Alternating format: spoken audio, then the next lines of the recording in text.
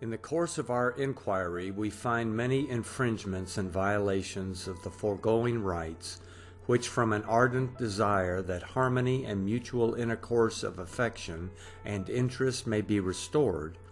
we pass over for the present, and proceed to state such acts and measures as have been adopted since the last war, which demonstrate a system formed to enslave America. Resolved, nemine contradicente,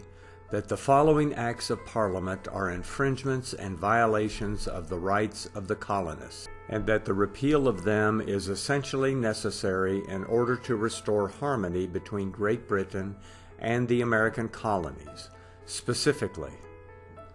the several acts of 4 George III, chapter 15 and chapter 34, 5 George III, chapter 25, 6 George III, chapter 52, 7 George III, chapter 41 and chapter 46, 8 George III, chapter 22, which impose duties for the purpose of raising a revenue in America, extend the powers of the Admiralty courts beyond their ancient limits, deprive the American subject of trial by jury, authorize the judge's certificate to indemnify the prosecutor from damages that he might otherwise be liable to, requiring oppressive security from a claimant of ships and goods seized before he shall be allowed to defend his property, and are subversive of American rights. Also the 12 George III, chapter 24, entitled An Act for the Better Securing His Majesty's Dockyards, Magazines, Ships, Ammunition, and Stores, which declares a new offense in America and deprives the American subject of a constitutional trial by jury of the vicinage by authorizing the trial of any person charged with the committing any offense described in the said act out of the realm,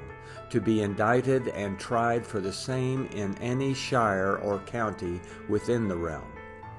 Also the 3 acts passed in the last session of Parliament for stopping the port and blocking up the harbor of Boston, for altering the charter and government of the Massachusetts Bay,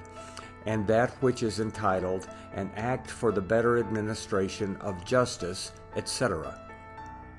Also the act passed in the same session for establishing the Roman Catholic religion in the province of Quebec, abolishing the equitable system of English laws, and erecting a tyranny there, to the great danger from so total a dissimilarity of religion, law, and government of the neighboring British colonies, by the assistance of whose blood and treasure the said country was conquered from France. Also, the act passed in the same session for the better providing suitable quarters for officers and soldiers in His Majesty's service in North America. Also, that the keeping a standing army in several of these colonies in time of peace, without the consent of the legislature of that colony in which such army is kept, is against the law.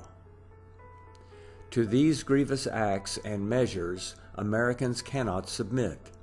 but in hopes that their fellow subjects in Great Britain will, on a revision of them, restore us to that state in which both countries found happiness and prosperity, we have for the present only resolved to pursue the following peaceable measures. 1. To enter into a non-importation, non-consumption, and non-exportation agreement or association. 2. To prepare an address to the people of Great Britain and a memorial to the inhabitants of British America. And 3. To prepare a loyal address to His Majesty, agreeable to resolutions already entered into.